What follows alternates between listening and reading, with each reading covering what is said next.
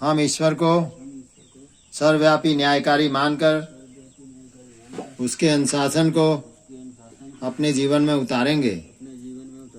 शरीर को भगवान का मंदिर समझकर आत्म संयम और निमित्ता द्वारा आरोग्य की रक्षा करेंगे।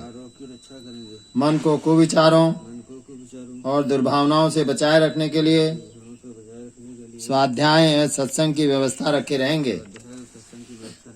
इंद्रिय संयम, अर्थ संयम, समय संयम और विचार संयम का सतत अभ्यास करेंगे। अपने आप को समाज का एक अभिन्न अंग मानेंगे और सबके हित में अपना हित समझेंगे।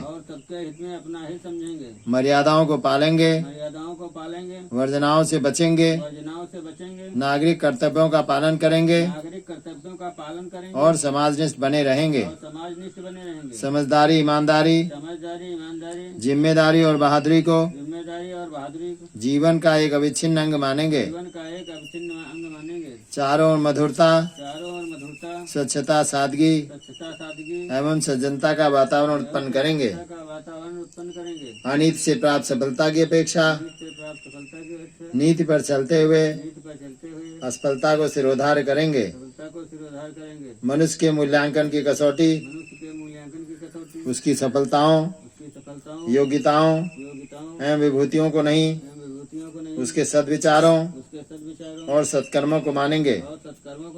दूसरों के साथ व्यवहार नहीं करेंगे जो हमें अपने लिए पसंद नहीं।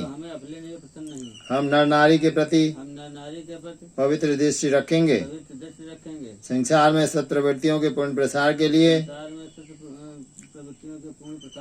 अपने समय, प्रभाव, ज्ञान, पुरुषार्थ एवं धन का एक अंश नियमित रूप से लगाते रहेंगे। परंपराओं की तुलना में विवेक को महत्व देंगे। सज्जनों को संगठित करने, अनीत से लोहा लेने और नवसृजन की गतिविधियों में पूरी रुचि लेंगे। राष्ट्रीय एकता एवं समता के प्रति निष्ठावान रहेंगे। जाति, लिंग, भाषा, प्रांत, संप्रदाय आदि के कारण परस्पर कोई भेदभाव न बरतेंगे। मनुष्य अपने भाग्य का निर्माता आप है। इस विश्वास के आधार पर हमारी मान्यता है कि हम उत्कृष्ट बनेंगे और दूसरों को श्रेष्ठ बनाएंगे तो युग अवश्य बदलेगा। हम बदलेंगे, युग बदलेगा। हम सुधरेंगे, युग सुधरेगा।